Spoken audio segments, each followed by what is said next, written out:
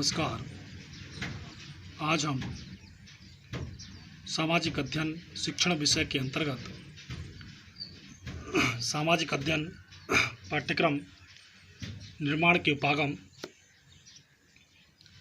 Approaches of preparing curriculum of social studies का अध्ययन करेंगे। सामाजिक अध्ययन या सामाजिक विज्ञान के पाठ्यक्रम निर्माण के प्रमुख उपागम, टायलर का साध्य उपागम, टायलर्स अप्रोच, स्क्वॉब और वॉकर 1971 का प्रकृतिवाद उपागम, स्क्वॉब एंड वॉकर नेचुरलिज्म अप्रोच, ज्ञान मीमांसा उपागम, अनुभव विश्लेषण उपागम, एक्सपीरियंस एनालिसिस अप्रोच, व्यवस्था विश्लेषण उपागम, ऑर्गेनाइजिंग एनालिसिस अप्रोच, सकेंद्रिक उपागम, सेंटर्ड उपागम या अप्रोच, इकाई उपागम यूनिट अप्रोच। इसमें पहला उपागम है टायलर का साध्य उपागम, टायलर्स अप्रोच। सामाजिक अध्ययन में टायलर का साध्य उपागम 1950 में दिया गया। यह जॉन डीवी के 1929 के कृतियों पर आधारित था। यह 4 मौलिक प्रश्नों को संबोधित करता है, जिसमें पहला प्रश्न, स्कूल क्या शैक्षिक उद्देश्य प्राप्त करना चाहता है? इन उद्देश्यों को प्राप्त करने के लिए क्या शैक्षिक अनुभव छात्रों को प्रदान किए जा सकते हैं?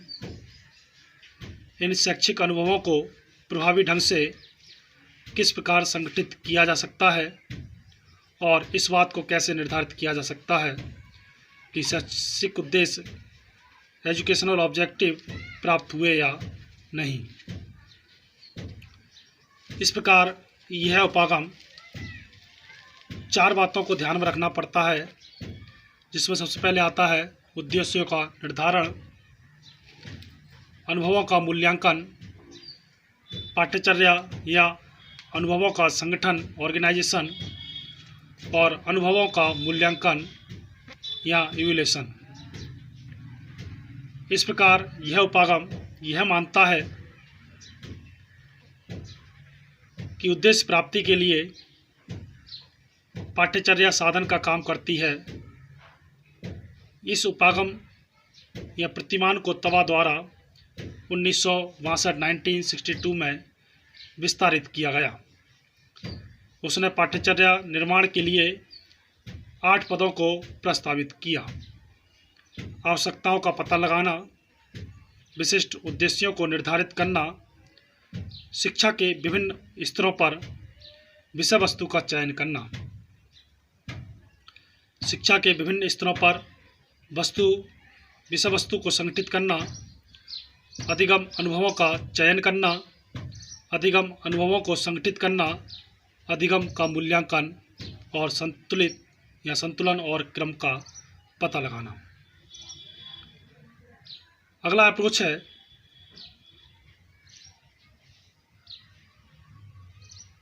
स्क्वॉब और वॉकर 1971 का प्रकृतिवादी उपागम, नेचुरलिज्म अप्रोच। यह पूरी प्रक्रिया के वर्णनात्मक अध्ययन पर आधारित है, जो कि नियोजन प्रक्रिया प्लानिंग प्रोसेस पर बल देती है। यह प्रक्रिया इतनी स्वाभाविक होती है कि राष्ट्रीय नियोजन समूह और व्यक्तिगत कक्षाओं दोनों को एक साथ कवर कर लेती है।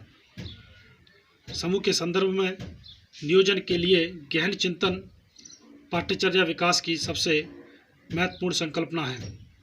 यह वह प्रक्रिया है जिसके द्वारा निर्माता ऐसा निर्णय लेता है कि प्रासंगिक तथ्य विकल्प समाधान तक पहुंचा दे। निर्माता अनुभवों के जीवन पर प्रभाव, अनुभवों की कुल लागत आदि को भी तौलते हैं।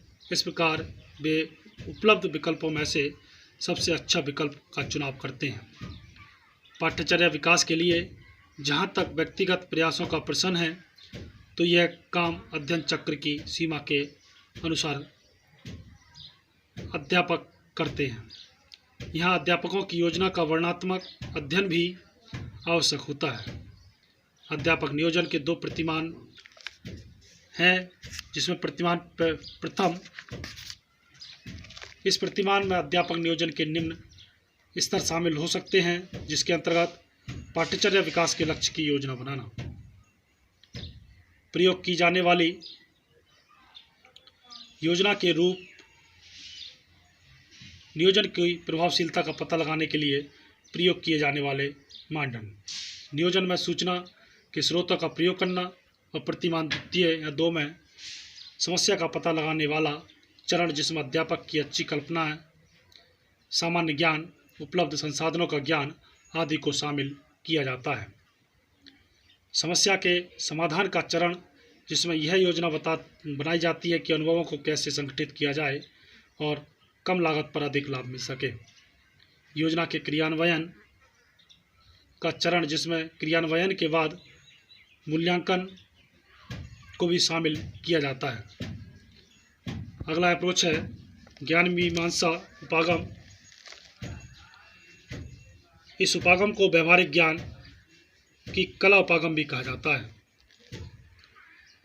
इस व्यवहारिक ज्ञान का पता लगाने के लिए कक्षा में वास्तविक परिस्थितियों में या वास्तव में क्या हो रहा है,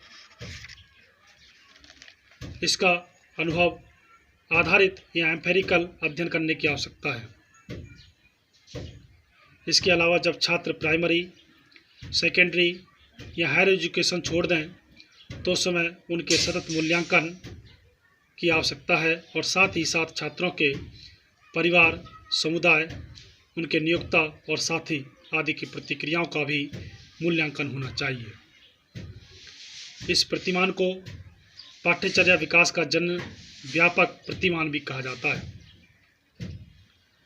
इसमें छात्रों की सफलता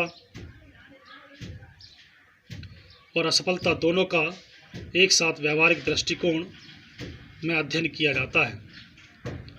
इस प्रकार यह पाठ्यचर्या विकास का प्रयोजनवादी उपागम है।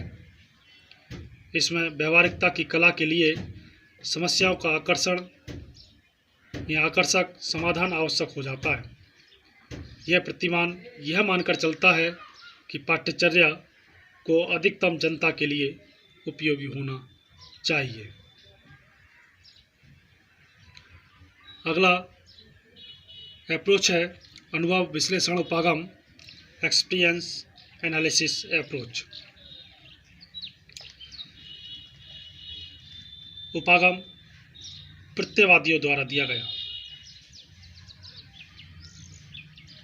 उन्होंने यह संकेत दिया कि उद्देश्य, अधिगमकर्ता आदि आपत्तिजनक प्रत्यय हैं,